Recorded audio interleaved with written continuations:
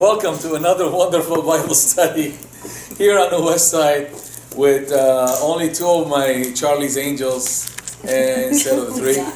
And, he missed you, Catherine. So we are grateful to have everyone here. It's our last study tonight before I go on the pilgrimage to the Holy Land in Israel, to Jerusalem and Tel Aviv and all the rest.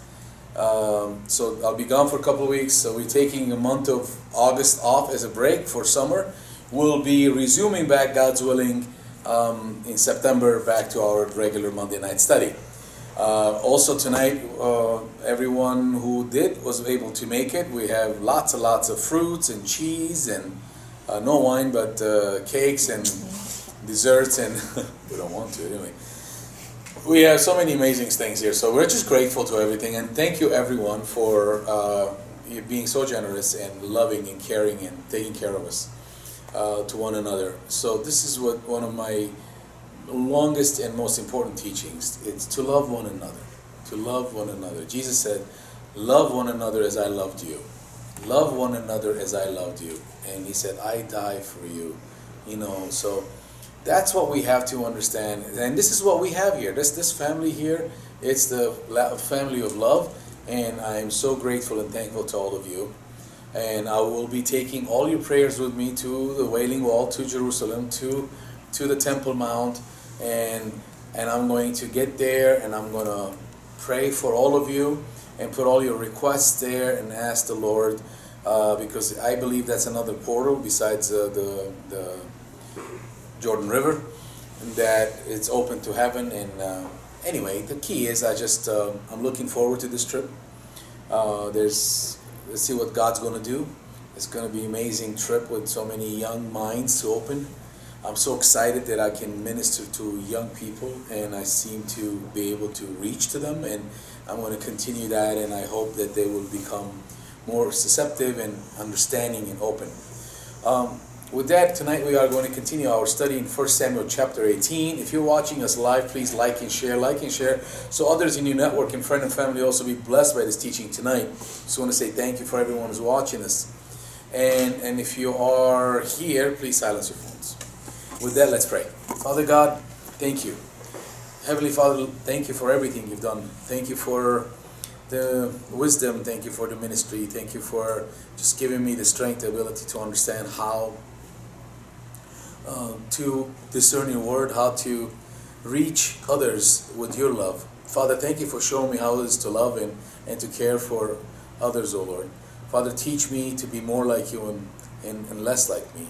Teach me to be more like Jesus and loving more and caring more and less of me. Father, thank you for everything so far, and please continue blessing everyone who's watching this and everyone who's here tonight. Father, decrease me and increase you. And thank you for everything you're doing. In Jesus' mighty name we say, Amen. All right. 1 Samuel chapter 18. Chapter 18. Last time we saw one of the most famous stories, right, in the Bible? David and Goliath. And we learned in chapter 17 there was so many typologies between David and the Lord Jesus Christ. It was a mirror, it was almost like a mirror to teach us, between the two of them and whatever was going on. So we had so much to learn from it. We learned how David came and volunteered to fight the giant, the nation's problem, basically. And King Saul offered his armor, being too big, David refused it. We learned the typology on that, and then we said the typology was that the Lord, how he took off his armor, his garment, his robe as a king of the universe, as a king of kings, as God himself, and came down to become one of us and fight on his, the same thing, to become one of us and die for us. The same thing David went there and fought without the armor that Saul was offering. And then we see the Lord delivered what David said and what really got for his victory. His victory was because of what he said. See, we have to understand, what was the victory? The victory, David against Goliath with no armor, with just 5 stones, okay, was because of what he said. He said, the Lord delivered me from the paw of the lion and from the paw of the bear. He will deliver me from the hand of the Philistine. See, so he went out there counting on what God has done and God will do. Аз կցակ քույրանահի Դավիթը վստահեցավ Աստուծո խոսքին եւ Աստուծո կարողության, որովհետեւ սա որ ինչպես որ Աստված ինձ ասկի առաջ փրկեց, հիմա նորեն պիտի փրկի, հավատաց ադոր։ Սունին նա քեզի գլավնա, ինչպես որ քեզի փրկեց, երբ որ նորեն դժվարություն կա, պիտի վստահես որ նորեն կփրկի։ So the difficulties will come again. Apparently David fought lions and bears and everything else. That means he would be in a position, or he has another problem now. He's got a Philistine, a giant, who has to fight. He wasn't disappointed. He didn't say, Baba, I just got better, I'm done with the lion and the bear, how come I have to fight the Philistine? No. He said, as he delivered me from those two, he will deliver me from this one. So he said, it's no big deal. It's just another problem. It's just another illness. It's just another situation. It's just another setback. But the Lord, as he delivered, he will deliver us. It's very important. We learned that David was relying on God completely and trusting in him 100%. He trusting in God 100%, not hoping, I think maybe God is going. No. He didn't go out there, maybe. No, he went out there knowing, I got this, and the Lord delivered. You see, the thing is, you have to do something. He had a little. He had 5 little stones, but he brought down a giant. With Elijah, the lady, not the orphan, the widow. She had nothing. She had 1 jar left of oil. What did he say? Bring as many jars as you can. Go collect all your neighbors' jars and bring it and close the door. And they got all filled. Again, God took something. Look, the little kid, when Jesus was going to feed, he told them, who has something? The little kid that said, well, I have a Happy Meal. He had a couple of fish and 2 barley loaves, Happy Meal. And Jesus said, can I have it? He said, yeah, here you go. So that multiplied into feeding over almost 20,000 people. Okay? So all these, it's because somebody did something. They had whatever little you have, if you give it to God, God will multiply that, but you have to offer it to Him. You can't say, well, that's all I got, I can't give it to God. How can I offer something to church when I don't have nothing myself? See, that's a normal thing to say. And God says, offer it to church, give it to me, basically God says, and let me show you what I'm going to do with that. You only have $2 left, give it to church. Not your last beer, not your last meal, right? Not your last bus ride. All you got is $2, give it to church. And see what God will do with that $2 that you gave. That if it doesn't make it 200 or 2,000, you see what happens. That's how God works. But you have to be able to give Him your little. If you don't give Him your little, see, He always looks for your little. Not a lot. David didn't go with an armor and swords and arrows and spears and this. David just went with a sling and 5 stones. Are we getting it? Mm-hmm. It's very interesting. So, like a prosperity gospel in a correct. Way, which there is in a certain sense, there is a prosperity gospel. It's called following the Lord, right? But it's not about the prosperity. So when I was like on the, down and out, what would happen is I would trust the Lord, and then He would give me the money the next day some way. He didn't give me like thousands. He just, I trusted Him, and He kept testing me that way. Right. Every time I stopped trusting Him, then I would say, all right, I have to trust You. That's what You said. Like, there it is again. So He kept doing that over and over again. And I think that's a lot of times how it works, is you just trust Him that He's got $2 for you. And, right. And He's got it every day. So it is a lot more than $2. It is $2,000 because it's trusting Him over and over again, right, and getting that money. And so, but you have to trust with that little. That's the key. The little that you have to give to Him. I'm not saying give to the church, what I'm saying, but overall, like these people, every one of them.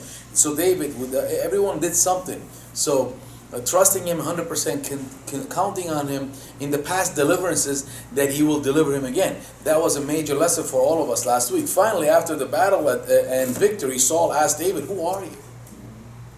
He said, "Who are you? Baba, who are you? I don't get it. So what is your name?" Type of a thing. Like, what's your name? Like, who are you? As we learned from Sister Maria, gave us her analogy last week, so we have to give her the props for that. Then who are you that could do this? That's what she got from it. Who are you that you could do this? Who are you that you were able to do that? I mean, you're just a little scrawny kid, a shepherd. You showed up there with a sling and you brought down this giant that nobody wanted to even face, including himself. And the answer was, I am, what did he say? I am the son of your servant Jesse, the Bethlehemite. Jesse means I possess. Bethlehem means house of bread. Basically he said, I am the son of who possesses the bread of life. Wow. That's the one I came up with extra. Okay. It's perfect. But you were right. You got the CC badge for it and the crown, so I just had to translate it. Oh boy, I'm getting looks for nothing. Here, let's eat grapes. So, praise the Lord. 1 to 4, chapter 18. Please read. Now when he had finished speaking to Saul, the soul of Jonathan was knit to the soul of David, and Jonathan loved him as his own soul. Saul took him that day and would not let him go home to his father's house any more. Then Jonathan and David made a covenant because he loved him as his own soul. And Jonathan took off the robe that was on him and gave it to David with his armor, even to his sword and his bow and his belt. Thank you. This is an interesting event. After David declared who he is to King Saul, basically after he said, I am the son of who possesses the bread of life, to King Saul, and Jonathan the son, the crown prince, the next in line for the throne, looks at this unlikely hero and strips himself off of the robe he was wearing and the weapons he was carrying and gave it all to David, and their souls united. When people say, I found my soulmate, we clicked. We heard that yesterday too, by the way. So that was interesting. So here is that exactly what happened to these two. David and Jonathan, their souls united. They became one. I know that's usually meant for a man and a woman to become one, but in this case was like a brotherly love connection. This agape, not the agape, this phileo connection happened. This brotherly, real connection. By the way, the name and the phileo comes from a city in Philadelphia. Well, yes, and because the king and his brother had this kind of a connection, and they were so connected, so the name of the city was that's why Philadelphia is known as a brotherly love city, because that was in the city, in one of the 7 churches in Book of Revelation, which today is Turkey, which back then and so on and so forth. Amen. Okay, so yes. There's something about brothers, because you're like my little brother. You replaced my little brother. My little brother, toward the end of his life, we started going to blues jams because it was a dream of his life to play music, and it was like an amazing blessing the Lord did because he got to play, but I was sort of like his sidekick. Yeah. But then I look back on my brother. See, when I deal with Jacob, he sort of looks up to me, or he doesn't. So in other words, you're closer to a brother than you are to your son. Yes. Your son is constantly looking at the judgment. He cares more about what you think. But then again, your little brother cares what you think too. So that's why the Bible points to brotherly love. That's what it is. It's a really amazing bond. We work together in this ministry, and it's kind of loose, but we support each other in what we're doing with the ministry. But there could be love without the blood related. Yeah, that's what happened here, and that's what he's talking about us There's being. something about, he's not my native And there's brother, but no he's exactly- obligation. There is, you love each other because of who you are, not because, oh my God, you're my sister. Yeah, what do You you know. think of me? You're my dad, you know? Right. Yeah. And then you Yes. think I'm stupid? Why'd you tell me that? None of that happens with your Because little us, we brother. can't choose our parents or our siblings, but we could choose the people who we surround ourselves with. Yeah, that's right. Well, I don't have this relationship with any other person. Yeah. I would say yes, if you have a very close bond with your wife, because that's what he's saying, usually your soulmate is your wife. I had a soulmate, you know, and sometimes you don't achieve that in marriage, but it would be the same thing, because I look back on it now. Well, this is why I look at these things where we look at Ephesians and it says, submit to your husband. Right. And my wife submitted to me, I didn't even know it. Now she's gone years. I look and, you know, all different things that she didn't want to worry about. I never had She those just things. let me do it. She just followed me. Oh, I'll be your soulmate. You know, what house we bought, what car we bought. At the end of our life, we went Yeah, to why look for a not? car and she actually, We got similar. I told her we couldn't buy it and she was very crushed by that. But it also kind of affected me like, wow, you know what I mean? She's depending on me to make the decision, and if I say no, we're not gonna get the car. She's not going to go, I don't like try that. to go to a dealer or something, you know, and try to get a car. If you know how Don't that let me works for the start. woman, She's though, not looking at you right now. my wife was a medical person like you. She worked very hard. She had a very interesting job. She couldn't imagine accounting where you sit at a desk. No, me And neither, boy. she had her gardening. She was the social center of the family. She took care of all the appointments for the kids and everything. So she had a full life. Got She it. didn't want to deal with the stuff that. And then here's the other clincher that I want to point out. Why you don't like it, because you're not seeing it right. It teaches both. No, listen here. I'm listening, Both Bill. are supposed to submit to each other 100%. That means your husband will always be trying to do what you want. He's saying, the Bible's saying, don't do that. Let him, he's always going to insist that you do what you want. But you know he needs something, or he's trying to do something, and you don't want to do it. Well, go along with it. Because he will not make you do it. So the Bible's telling you, you know, be conscious of that, because he needs to be Right. respected, meaning Respected. that he feels responsible Feels for that things. the whole notion that yes. And then he loves you more, because if you have trouble with someone at work, go and ask them for advice. Now all of a sudden they love you. So it's the same thing with submitting to your husband. If you submit to him, it's just an act of love. It's all love, you know that. So Bill, I'm just kidding. I know, but you think like, well, we got, I don't know, feminism or something. No. No, Not in no. Christianity, because everybody defers to the other. In fact, you know, earlier you were saying love one another. And, you know, after Jesus gave, in John 3, he went on to say, or maybe it was one of the other ones were the Lord's Prayer, but I think it was the Lord's Prayer. He was talking about forgiveness, and he said, Right. do it because that's the Father's nature. So Forgive. loving is the same as being baptized, because you're announcing to the world that you believe it's true. Jesus rose from the dead and he died for me. That's why I love, because Bless you. I'm declaring to the world through my love. Jesus said, if you come to a Bible study, you want to know if it's my people, it's their love I for share. one another is what will make you know that this is a group of my Exactly. followers. If you want to know which people are my followers, see the way they love one another. See the way they treat other people. See the way what we do. See that we don't make excuses when one needs something. Yeah. We step up, right? We're there. We go. We don't think. Oh well, let me. I don't have time. No. Yes. Absolutely. You know that's how it's supposed to be. That's what we're called to do. You know, and this is it's very important in every group, in every organization, everything. And this is what I was teaching today. I said, you know why people want to hire Christians? And I explained the whole rundown. I said, because a Christian, and I explained about, how you can cheat somebody in business, but as a Christian, you have a conscience, you have a higher person to answer to.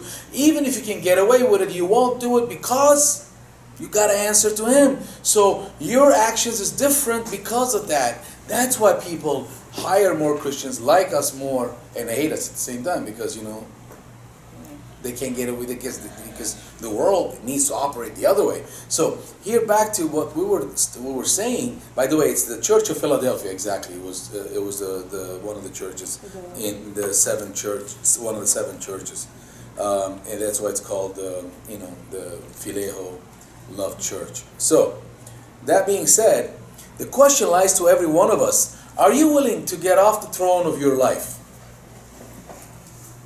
Are you willing to get off the throne of your life? Are you willing to give control to God, who loves you so much that He became the good shepherd who gave His life for you? Are you willing to do that? This is a daily issue to every one of us, to all of us.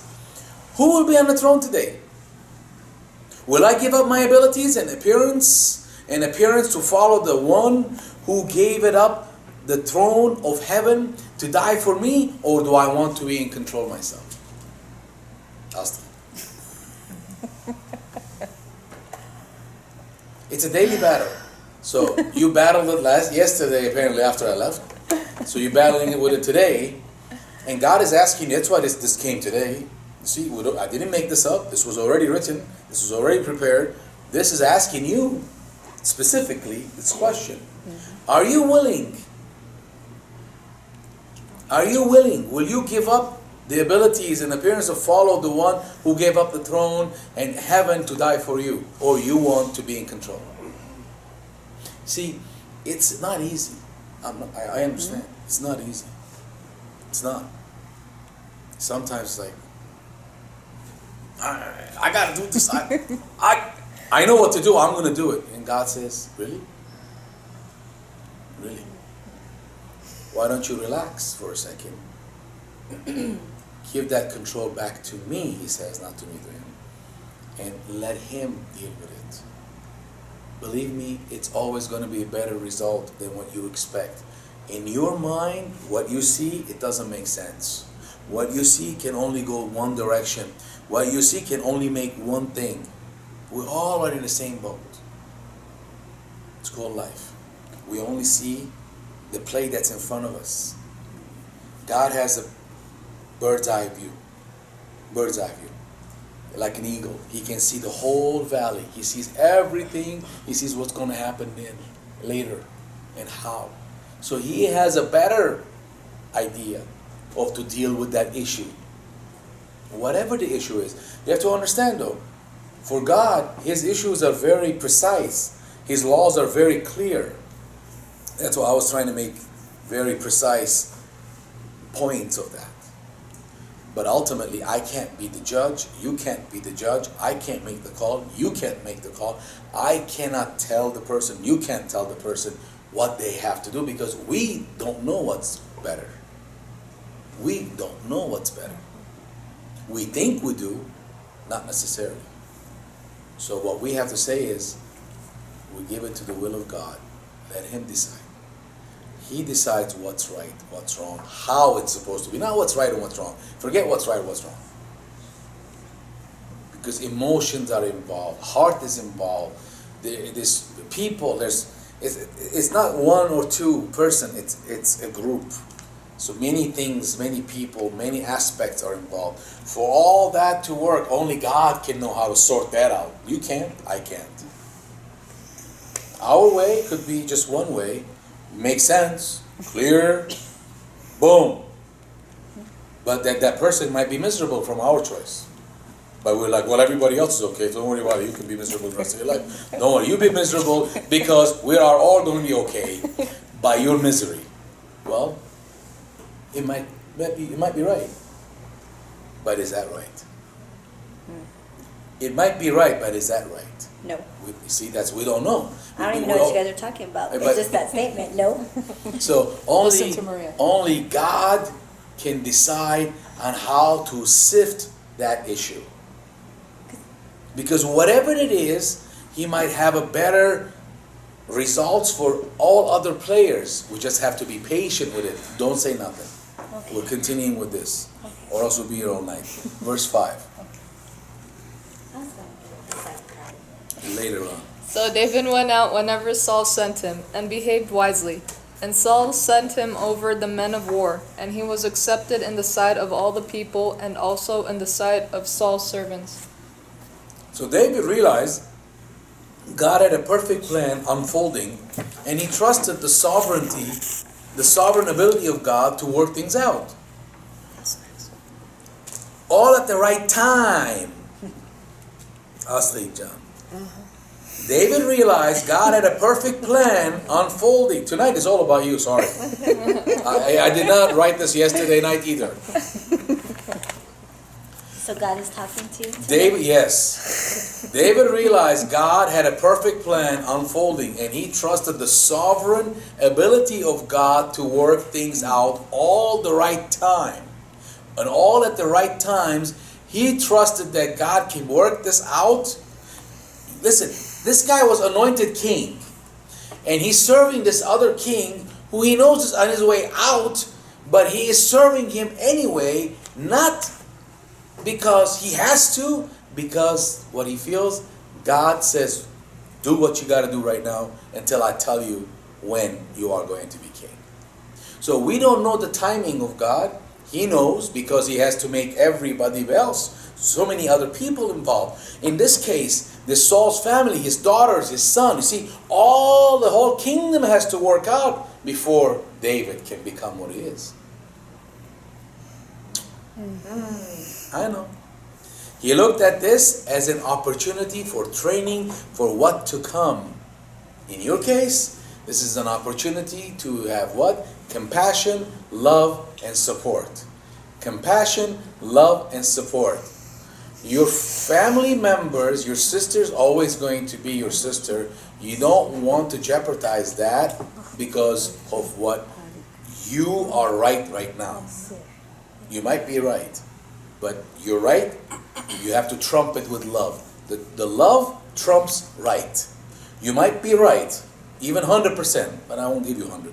I'll give you 90 of it. But you might be 90% right, but what the Lord is saying, the love will trump that, what you think you're right. That means you have to be loving, compassionate, and supportive. This way, when something crashes here, she can still come to you. She has her support. It's you as sisters. That's what sisters are all about, support. Because you don't want push it just because you're right and you think she's wrong. When she crashes, God forbids. I hope she doesn't, but if she does, she needs to be able to come to you. But if you are this wall that said, look, I'm right and you're wrong, she's got nowhere to go. I take the compassion, love approach and support. Still, you can say your opinion. Your opinion should not change, but you still have to be compassionate, loving, and supportive. That way, this person, whatever they're going through, they know she has you and your sister and her family are still working with her, not against her.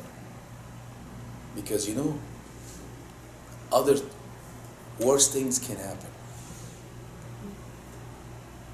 Can snap and go. Can snap and do something worse. A lot of things can happen. So you don't want that. That's why the support, the love has to be there to help guide. Whether right or wrong, you can state your opinion that whatever you think is right, you say that. You don't have to agree with what she is doing or the person. You don't have to agree, but you have to be loving and supporting. You don't have to agree. no regrets later on Right. in life. That's why you're always going to be the good sister. This is what the word's talking to you today, not me. 6 to 9 then, Garta. Or 9 Gurata. 9, what else is going to tell you? Now it had happened as they were coming home, when David was returning from the slaughter of the Philistine, that the woman had come out of all the cities of Israel, See the woman again. singing and dancing to meet King Saul, with the tambourines, with joy, and with musical instruments. So the woman saw it, they danced and said, Where is it? Saul Saul has slain his thousands and David his 10,000s. Then Saul was very angry, and the saying displeased him. And he said, they have scribe. ascribed to David 10,000, and to me they have ascribed only thousands. Now what more can he have but the kingdom? So Saul eyed David from that day forward. The jealousy started. He was very happy when everybody was meeting and singing for him until he heard what they were saying about David, and he lost it. Yep. He was all happy, all that, like, yeah, and then he was, wait a minute, what? Well, just like Jonathan, when they started giving the credit to Jonathan, his son, he took the glory and the fame. He took the glory, Yeah, the father, Saul did, exactly. That's what he wants all the time. Yes. 10 to 11.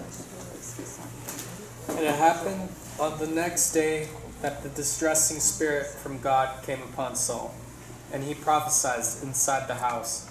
So David played music with his hands, as at other times, but there was a spear in Saul's hand. And Saul cast a spear, for he said, I will pin David to the wall. But David escaped his presence twice. Pay attention.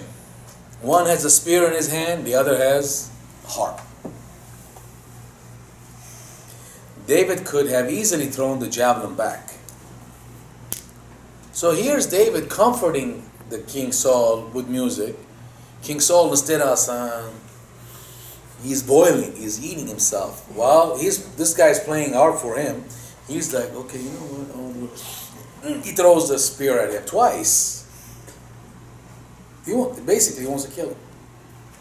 And David bounces off. He could have easily grabbed it back and throw it back at him and killed him, but he didn't do that. His king. Yes.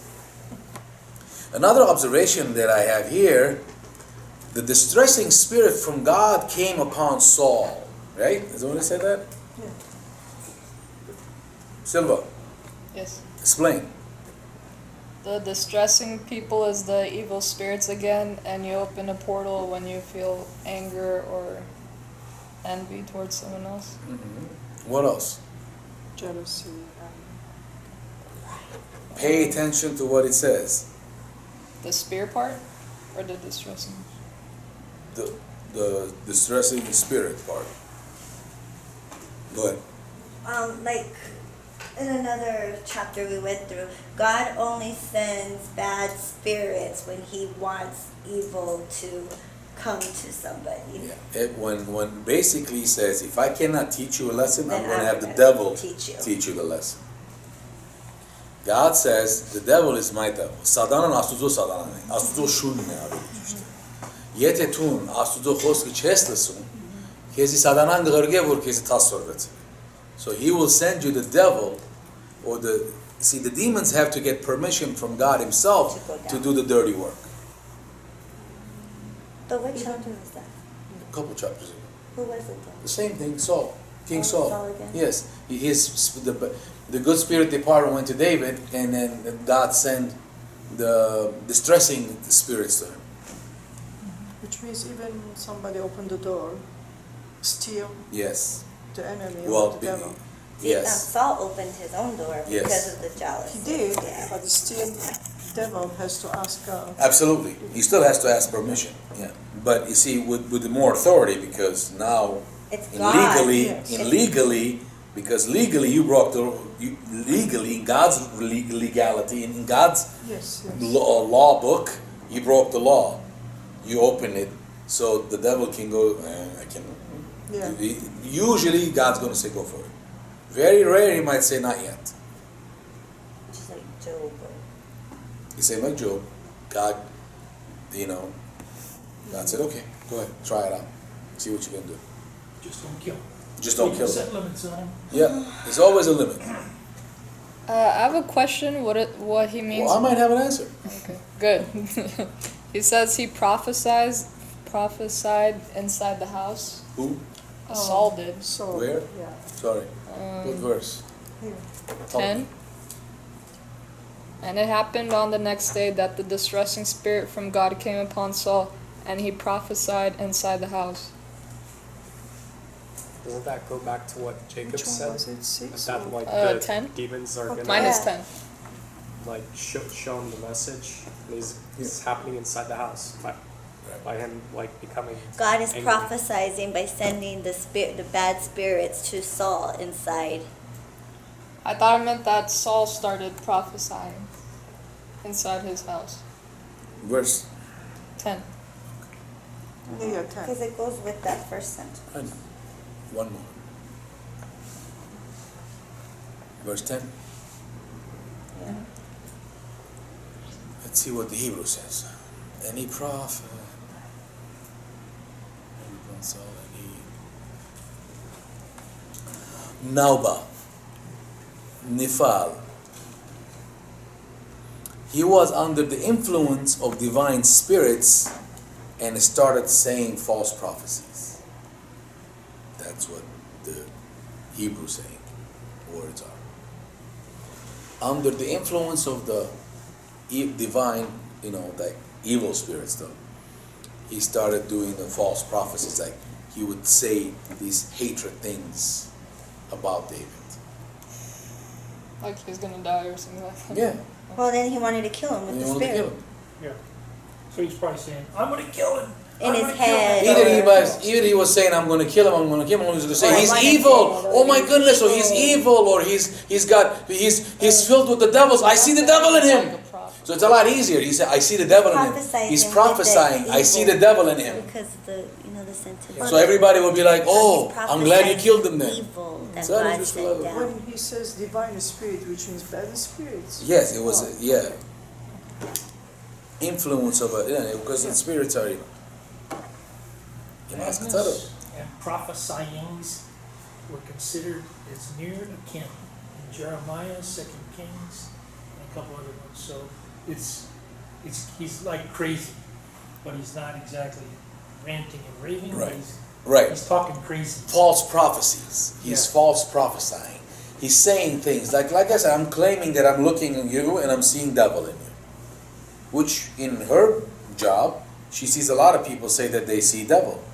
Today. Oh, there you go. Today, see? That's why there's a You'll false tell us after. prophet is I'll see. prophesying of God. Right. Really, when you prophesy, you're basically just telling Maybe the they word of really God. see. Oh no, I You know? believe they see something and hear something.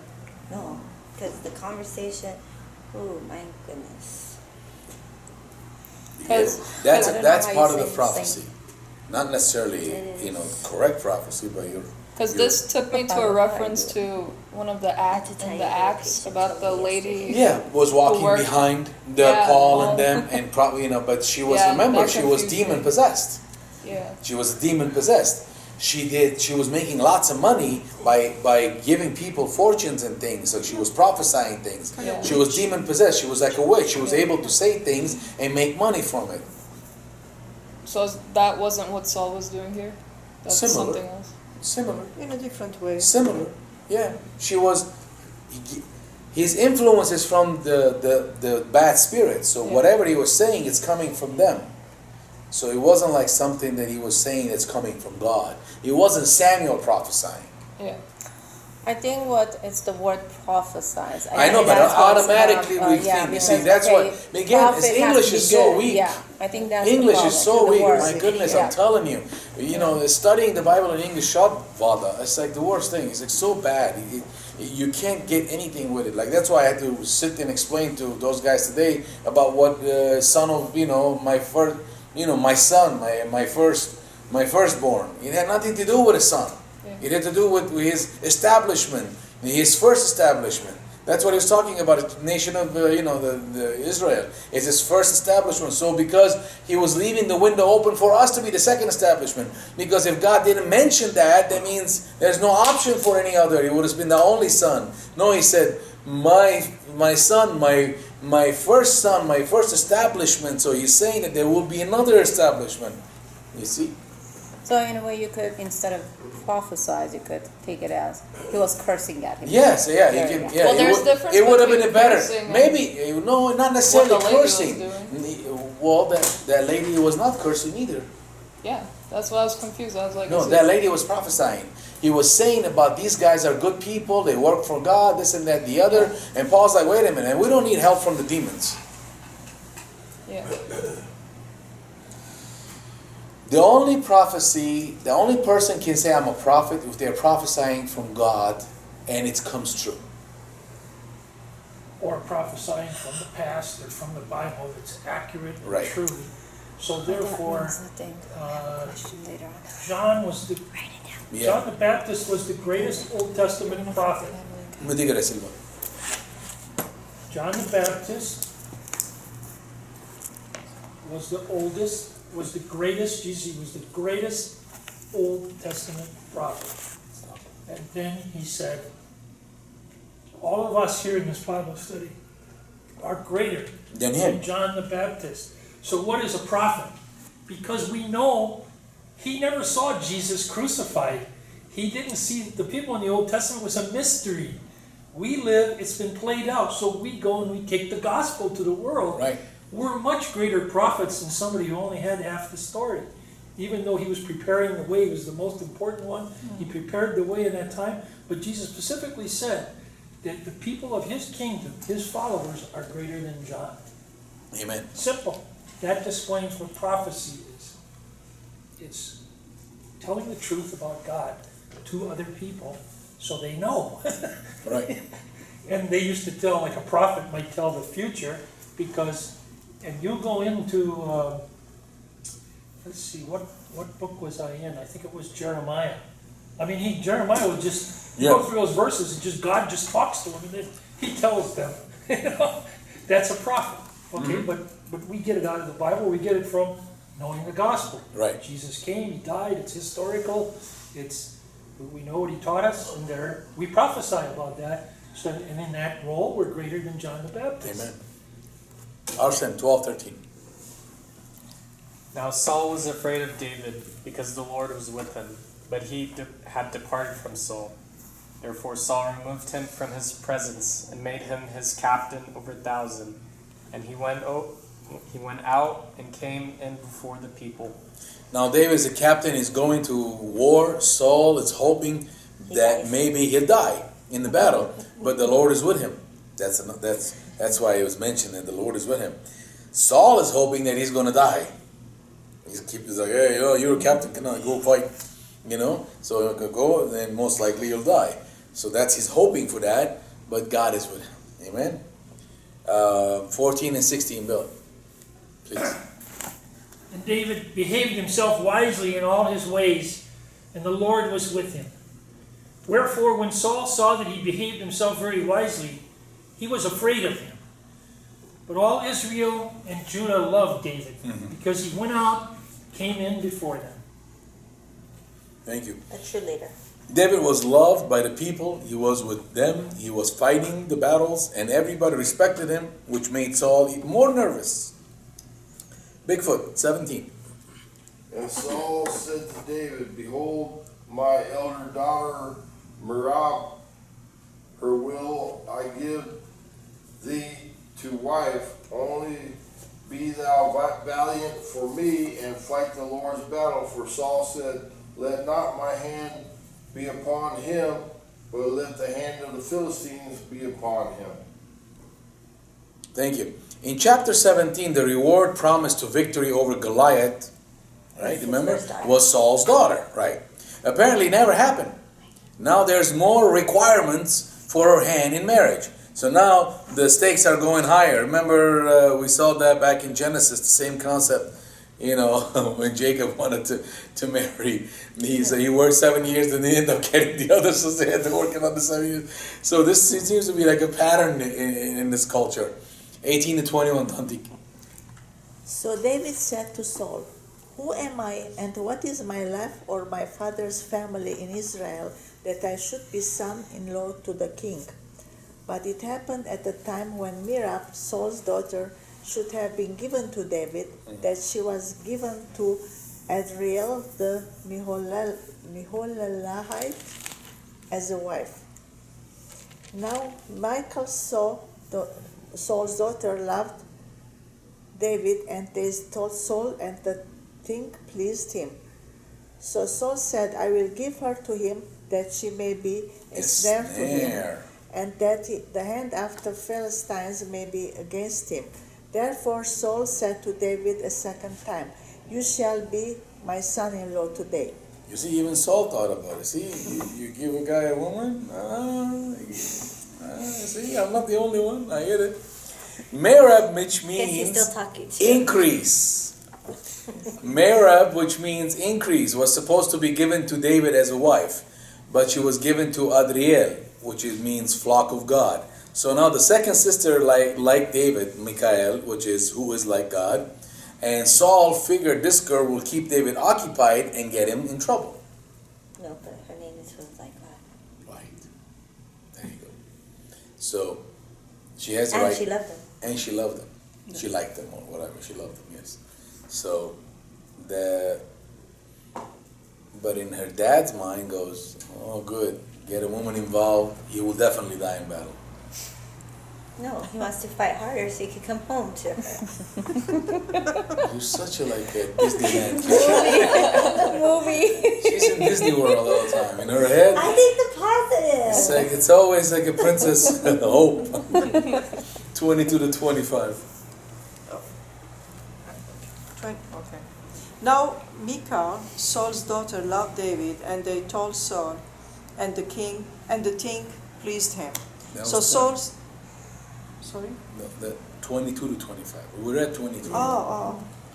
And Saul commanded his servants, communicate with David secretly, and say, Look, the king has delight in you, and all his servants love you. Now therefore become the king's son-in-law. So Saul's servants spoke those words in the hearing of David. And David said, Does it seem to you a light thing to be a king's son-in-law, seeing I am poor and lightly esteemed man? And the servants of Saul told him, saying, In this manner David spoke. Then Saul said, Thus you shall say to David, The king does not desire any dowry, but 100 foreskin of the Philistines to take vengeance on the king's enemies. But Saul thought to make David fall by the hand of the Philistines. Another opportunity for Saul to have David killed. Because the Philistines constantly made fun of the Israelites because they were circumcised, now he wanted 100 foreskins as a dowry for his daughter. So he goes, listen, tell David, don't worry, he doesn't have to come up with any money or nothing, because David keeps saying, I'm from a poor family, this, that, the other. He goes, he doesn't have to worry about it. I want him to become my son-in-law. Okay, tell him, guess what? Just go and get me 100 foreskins. He doesn't know what that is. And then he goes, and I'll be fine. So 100 foreskins. So he figured, okay, now maybe they'll kill him. So he's. But here again, it shows that Saul it goes against his word, because wasn't it if he killed Goliath? That's all he had to do and give it to her, right? But it's already, the first daughter is And now gone. pay Now it's the second taxes. girl. Yeah, now pay the taxes, Yeah, blah, blah. Live in a palace, and his whole family not pay taxes, all that stuff. 26 to 27. So when his servants told David these words, it pleased David well to become the king's son-in-law. Now these days had not expired. Therefore David arose and went, he and his men, and killed 200 men of the Philistines. And David brought their foreskins and gave them in full count to the king, that he might become the king's son-in-law. Then Saul gave him, what is her name? Michal, his daughter, as a wife. It's interesting. You come back. Here you go, bag of foreskins. I'm surprised they counted to know there's more. I wonder who was to get that job to count that. 200. I wonder who had to count that one. 1, 2, 3. No gloves too. 4, 5. They didn't have gloves. 6. How about 7? Oh, this one's different. Oh, maybe this is not. Well, he wanted to be Saul's son-in-law. Saul was hoping that David will die in this endeavor attempt. Instead, David brought back double what it was required of him. Oh my gosh, this seems too funny. Just the whole idea of them counting. Okay, 28 to 30. Thus Saul Thus Saul saw and knew that the Lord. She's thinking herself. The other thing threw me off. Sorry that I had to give a visual tour. That was bad. I'm so sorry. The brain thinks the mouth started stopping.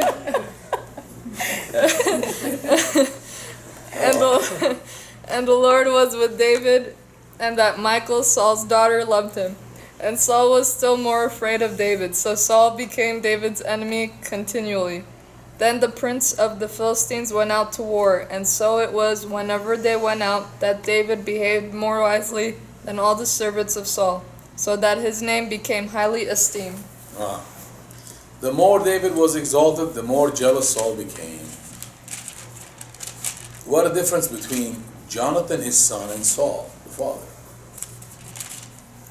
Jonathan was the same age of David. He had more right to be jealous. Instead, he decided to help David accomplish his goal rather than to stand against him. That's why, he goes down in history as a great man, Jonathan, that is. So in your life today, you think I was going to let you off the hook that easy? This chapter is all about you. So in your life, I wrote it, I didn't make this up, it's right, you can read it. I didn't make that up. Oh, so. yeah. Not necessarily This to is before you you. knew that. Exactly. Not necessarily to you, but it isn't as though. I'll not make this up. So in your life, who do you want to be, Jonathan or Saul? Who do you want to be, Jonathan or Saul? Saul, huh? You want to be Saul. You're like, Kill him. you have the javelin, you have the Bring me his sword. foreskin. She probably wants that too, knowing her. Oh my goodness. So, who do you want to be, Jonathan or Saul? When you have a choice and feel threatened, will you throw a spear or would you help them excel?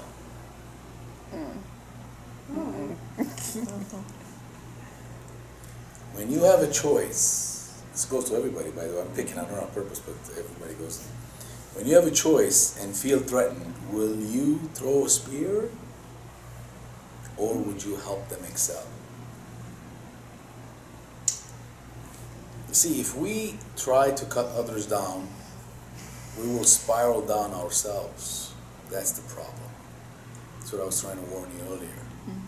You don't want to break that bond that you have, that communication, that what you want to keep that. The support system has to stay strong. Very, very important. If I cannot reach to her, I have to reach to you. See? Because her eyes are right now blinded. But you are not. So you have to be that support system that needs, you have to be Jonathan, you have no choice, you gotta play the role. You have to. That's what this chapter apparently was meant for you today, and it was sewed up perfectly. God's always on time. So if we try to cut people down, we're going to spiral ourselves down. But if we help someone else to go higher, you will inevitably be on an upward path as well yourself. So that your relationship will become even better and more stronger on the long run for not just you two now, even to the children. Because there'll be an example, a lesson for them to see how to behave in their own life for the future, because they might one day come to a stumbling block like that or a situation like that, so they'll know how to handle it the right way from remembering an experience of what happened and how it was managed with love or spear. So on a daily basis, let go of the spear and pick up the harp. Be a peacemaker, not a war. I wrote these things, by the way, I'm not making them. Be a peacemaker, not a war. It makes all the difference in your life and others around you. It's so easy to make war. It's the easiest thing in the world. To angry, to blow up, to say things, to feel better. That's easy. It's harder to make peace. Because to make peace, zicho uchunga, vidizichis. Oh, that's big, big. That means you have to sacrifice. Put your pride aside. Put a pride aside. You gotta die. Because you have to die. With that, I want to conclude our teaching tonight and wish all of you that you learned something, how to be more like Jonathan in our lifetime, in our own endeavors and situations we are encountering. We all have issues. There's Sauls in everybody's life. There's issues in everybody's life. How you handle it, the differences between Saul and his own son Jonathan. And you see, the Bible is clearly telling us to be more like Jonathan, not like Saul. To love more and hate less. To care more and fight less. It's, again, it's not an easy as I'm saying it, but we have to think and put it to works without biting our lips and our tongues and feeling so angry in our core, because you see, that gives you ulcers. That will be another problem. It's better to release, relax, talk, ask, trust that He has a better way. Not you, not I, not her, never mind. Catherine's not. So they don't have a backup plan here. You got See, it. they'll have to be all three together because there are only two that I can do what I can. I can get away with more. So, may the Lord bless you. May the Lord protect you. May the Lord shine His face upon you. May the Lord keep the peace in everybody's family. May the Lord give us wisdom. May the Lord give us understanding, compassion, so we can understand how to deal with one another and love more and hate less and understand more and bicker less, to trust in Him more and less in us, in our thoughts, in our minds, in our strength, in our abilities. May the Lord give you this coming month to be a month of peace, love, and harmony, and joy, and prosperity. May we return next month, continue on studying His Word. The Lord be with you. God bless you. Amen.